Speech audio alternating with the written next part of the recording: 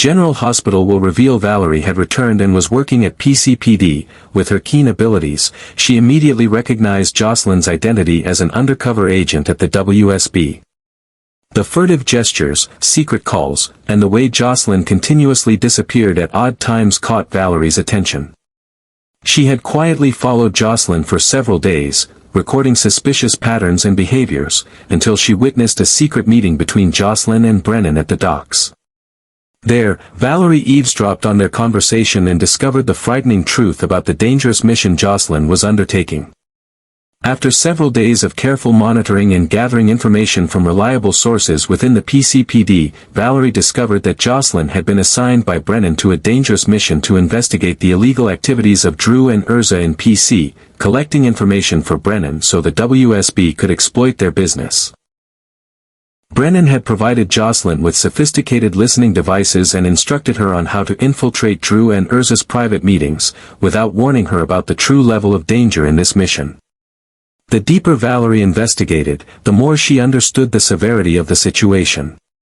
Drew and Urza were not just influential politicians but also engaged in illegal activities for profit. They had established a complex money laundering network through legitimate businesses in Port Charles. They had connections to dangerous criminal organizations and were protected by ruthless hitmen.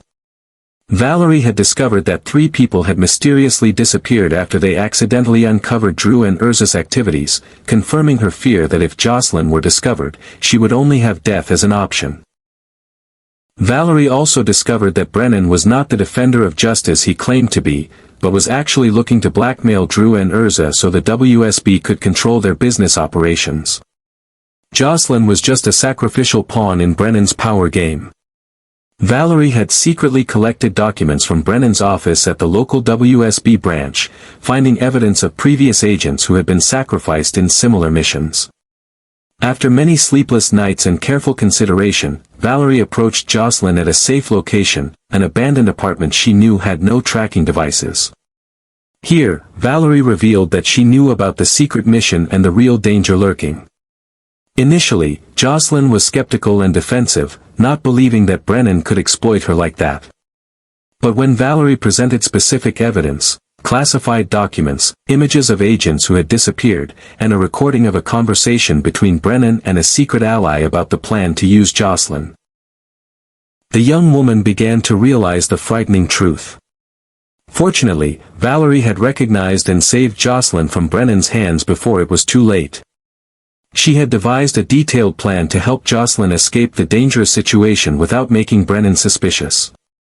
They created a perfect story about Jocelyn being discovered and forced to withdraw, while providing Brennan with false information to keep him busy while they built a case against him.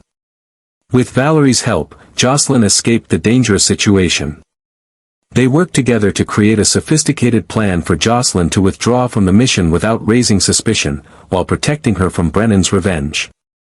Valerie used her connections within the PCPD to create a safety net around Jocelyn, ensuring she was always monitored and protected.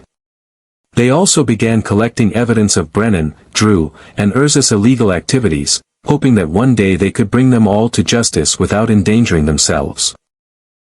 The deeper Valerie investigated, the more she comprehended the gravity of the situation. Her detective skills allowed her to uncover a complex web of corruption that went far beyond what anyone in Port Charles could imagine. Drew and Urza weren't merely influential politicians with public personas of respectability, they had established deep connections with dangerous underground forces throughout the city. Their operation involved money laundering through seemingly legitimate businesses, blackmail of key officials, and even suspected involvement in several mysterious disappearances that had never been solved. Valerie discovered financial records showing unusual transactions between Drew's companies and offshore accounts linked to known criminal organizations. She also found evidence that Urza had been using his political influence to ensure certain investigations were quietly closed or redirected. Most disturbing was the pattern she uncovered of people who had gotten too close to their operations. 3 individuals had vanished without a trace in the past year alone after asking questions about Drew and Urza's business dealings. If Jocelyn's cover was blown while investigating them, Valerie knew with absolute certainty that the young woman would face the same fate, or worse. Drew and Urza employed professional enforcers who operated with ruthless efficiency, leaving no witnesses and no evidence. Jocelyn, despite her determination, was completely unprepared for this level of danger, having been thrust into espionage work with minimal training and no real understanding of the risks involved. What troubled Valerie even more was her discovery about Brennan's true motives. Through careful examination of classified WSB documents and recorded conversations she had managed to access, she realized that Brennan had deliberately placed Jocelyn in this perilous position. He wasn't interested in bringing Drew and Urza to justice, he wanted leverage over them to advance the WSB's own agenda. Brennan was using Jocelyn as an expendable pawn in his power game, knowing full well the danger she faced but calculating that her family connections made her valuable enough to risk. If she succeeded, he would gain powerful blackmail material. If she failed and was discovered, he could simply disavow any knowledge of her actions. Valerie found herself facing an impossible ethical dilemma. As a police officer, her duty was to report criminal activity through proper channels, but she had no idea who within the PCPD might be compromised or connected to Drew and Urza's operation. Making an official report could put both Jocelyn and herself in immediate danger. Yet she couldn't stand by and allow Jocelyn to continue on this deadly path, especially knowing that Brennan had manipulated her into it with no regard for her safety. After several sleepless nights weighing her options and responsibilities, Valerie made her decision. She meticulously planned a secure meeting, choosing an abandoned property on the outskirts of town that she had personally swept for surveillance devices. She left no digital trail and made sure she wasn't followed when she finally approached Jocelyn. In this secure location, Valerie revealed everything she had discovered, showing Jocelyn the evidence of Drew and Urza's criminal enterprise, the fate of those who had crossed them, and most importantly, Brennan's duplicity in using her as a disposable asset. She explained how Brennan had placed her in mortal danger without adequate protection or backup, all to further his own agenda rather than any legitimate law enforcement purpose. Initially, Jocelyn was skeptical and defensive, unable to accept the truth that Brennan, whom she had trusted and admired, could exploit her so cruelly. She strongly objected, suggesting that Valerie was trying to sabotage her important mission and might be working for the opposition. However, Valerie patiently presented each piece of the puzzle, providing irrefutable evidence. Valerie placed before Jocelyn a thick folder containing classified documents about Brennan's plans. Inside were detailed notes on how he had deliberately put Jocelyn in danger without providing adequate support or training.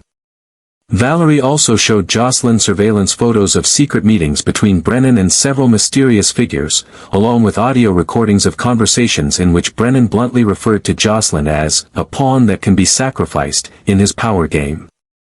Particularly shocking was the file on 3 young agents previously sent by Brennan on similar missions who never returned.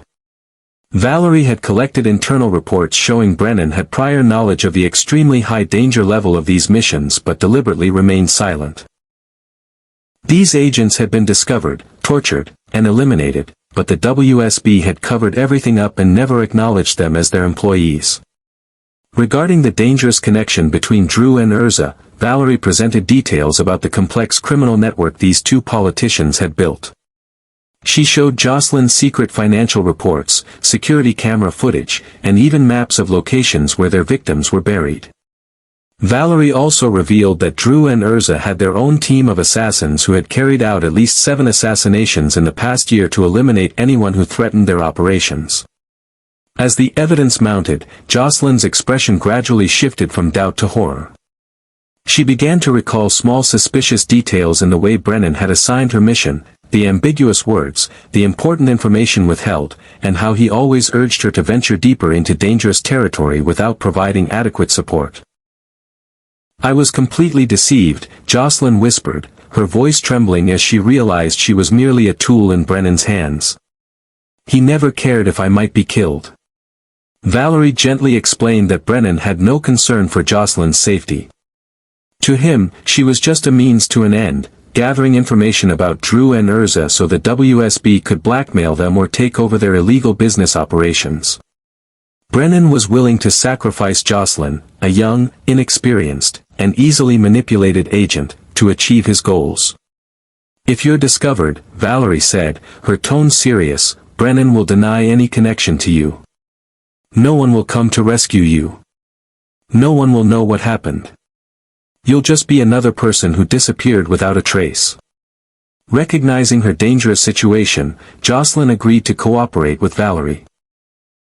In the days that followed, they spent hours in Valerie's safe apartment, developing a sophisticated plan to help Jocelyn escape the dangerous situation without raising suspicion. They understood that if Brennan suspected Jocelyn knew the truth, he might consider her a threat that needed to be eliminated.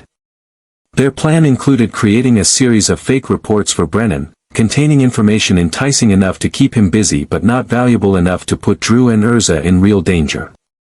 Meanwhile, Jocelyn would gradually reduce the frequency of communication, creating the impression that she was having difficulty accessing new information. Finally, they would stage a situation in which Jocelyn was discovered, but luckily escaped, forcing Brennan to pull her from the mission.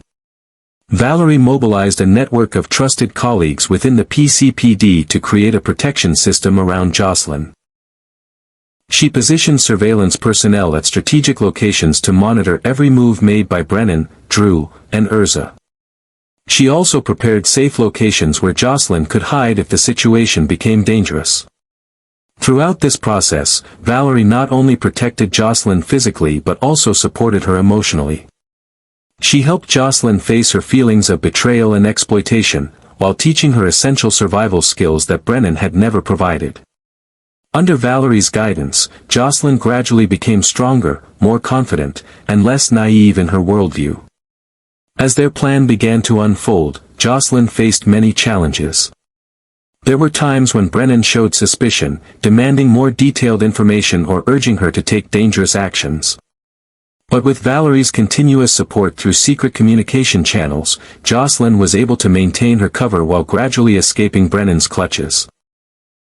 Valerie's timely intervention proved to be not just a life-saving measure for Jocelyn, but a profound turning point in the young woman's life. As they worked together to extricate Jocelyn from Brennan's dangerous web, Valerie became more than just a rescuer, she became a mentor and confidant.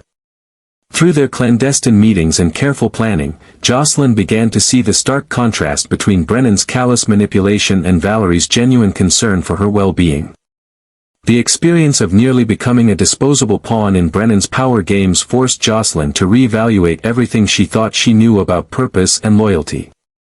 She had entered the world of espionage with naive idealism, believing Brennan's rhetoric about making a difference in the world. Now, she understood that true meaning came not from dangerous missions or secret identities, but from the authentic connections she had with those who genuinely cared about her, her mother Carly, her friends, and now Valerie.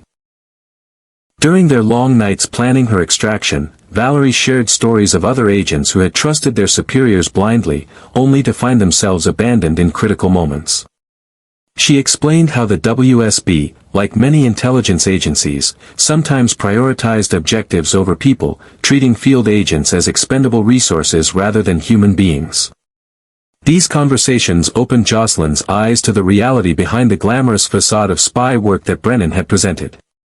Jocelyn came to realize that her intuition had been sending warning signals all along, the vague uneasiness she felt during certain conversations with Brennan, the way he avoided direct answers to her questions about backup protocols, his insistence on pushing her deeper into dangerous territory despite her limited training.